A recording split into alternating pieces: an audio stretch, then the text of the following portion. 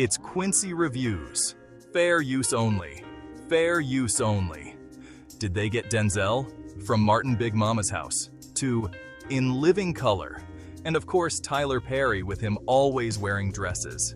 It seems like since the 90s, they always target real black masculine man. After all these years, Mr. Washington has been a good family man, and right before he retires, they hit us with this. Even he said the scenes was taking out. I actually kissed a man in the film, but they took it, they cut it, I think they got chicken. We can go on and on about the man they made look soft, from white chicks to NBA players and all, and can go on and on. They try to spend it with what they did back in those days, calling it the kiss of death, before they kill their enemies.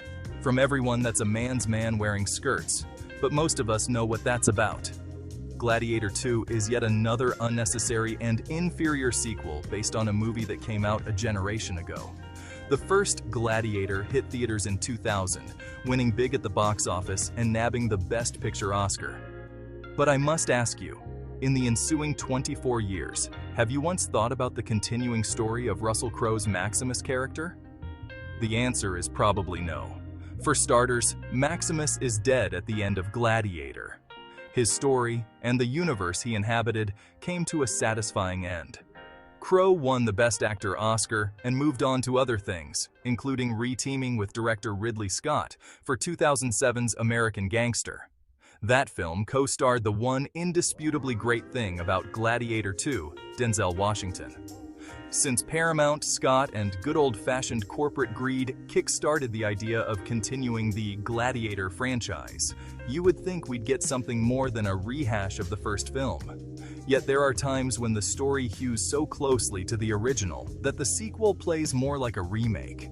In addition to bringing Connie Nielsen back as Maximus's ex, Lucilla, and Derek Jacobi reprising his role as her ally, Senator Gracchus, there are numerous flashbacks to Gladiator. Some of those scenes are retrofitted for continuity with this film's story of Lucius, a buffed-up Paul Mescal, who may or may not be the son of Maximus and Lucilla. Progeny or not, it's clear that Scott directed Mescal by having him mimic Crowe's performance. The actor even gets his own version of Crowe's famous "Are you not entertained?" speech. Though he's the kind of muscular eye candy you'd expect in a Gladiator movie, Mescal lacks any of the charm and charisma he brought to After Sun and All of Us Strangers. He's just too serious and brooding here. Once again, the plot involves a common man who wants to return Rome to a republic, and an emperor who wants to keep Rome as his empire. This time, there are twin emperors, Caracalla, Fred Hetchinger, and Geta, Joseph Quinn. Caracalla is rapidly going insane from syphilis and has a monkey as his most trusted confidant. Geta is more level-headed, yet equally power-mad.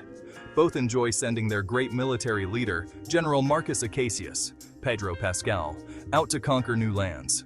Gladiator II opens with Marcus Acacius invading Numidia, 16 years after the events of the first film. You may recall from Gladiator that this is the homeland of Jimon Hounsou's confidant to Maximus Juba. Lucius gets his own version of Juba in Ravi, Alexander Karim, a freed slave-turned-doctor who treats wounded gladiators. Lucius and his archer wife, Arashat, Yuval Gonin, fight against the Roman onslaught. As the chaotic yet dull battle drags on, Arashat is felled by an arrow. Lucius breaks the arrow's shaft from his wife's body, keeping it as a reminder of his thirst for revenge against the empire that has now enslaved him. Lucius is tossed into the Colosseum battlefield by Maximus, Washington, a formerly enslaved man who is now the peddler of gladiators. He supplies an endless series of bodies to be sacrificed if they fail, or revered if they win. Lucius attracts Macrinos's attention after a battle against a pack of badly rendered giant CGI baboons. They bite Lucius, and he fatally bites them back, earning the nickname, "He Who Eats Monkeys." Macrinos looks at Lucius, his key to taking over Rome, and smirks with glee. I wouldn't have been surprised if Macrinos had uttered the line often heard in Looney Tunes cartoons, "I like him, he's silly." Silly is one way to describe Gladiator II, but only Washington got the memo. Not only is he acting on a higher plane than anyone else on the screen, he's savoring every moment.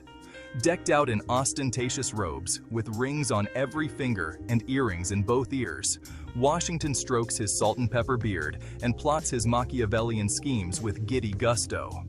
In addition to chewing every bit of scenery possible, he throws in all his Denzelisms, that is, all the unique quirks that make him our greatest working actor. We get the laugh, the stern stare, the dialogue deliveries that melt like butter sizzling in a hot skillet. He takes a line like, "I own your house, I want your loyalty," and turns it into an Oscar night clip. If this movie is a hit, and judging by its $87 million international take last weekend, it will be. I wouldn't be surprised if Washington earned a deserved third Oscar for this role. The script by David Scarpa, who also wrote Scott's dreadful 2023 film Napoleon, has little else going for it. The emperors are just too stupid to be effective villains, and the war battle sequences are as dreary as they were in Napoleon. The rivalry between Marcus Acacius and Lucius is resolved in a lackluster manner, though I must give props to Scott's homage to Kurosawa's Throne of Blood. As for the gladiator matches, they're ridiculous enough for you to wish the movie didn't take itself so seriously. In addition to the aforementioned baboons, there are guys riding on rhinos, and there's even a water-based battle with ships. I remember being told in college world history class that the Colosseum was indeed flooded for water battles. However, I don't recall anything about great white sharks swimming in that water. Between the sharks, the baboons, and a bellowing Washington yelling about how great he is, Gladiator II feels like Scott decided to remake Jaws, The Omen, and Training Day, along with Gladiator. That sounds like a lot more fun than this movie turns out to be. Thumbs up for Denzel. Send the rest of this movie to the lions. Stay tuned for more wild celebrity news on Quincy Reviews. Headline about a certain scene, a kiss that was omitted from the movie. Why do you think they did that? It wasn't even a big deal, really. I mean, that's about what it was. You know, and I kissed him on the hands. Thank you very much for sponsoring.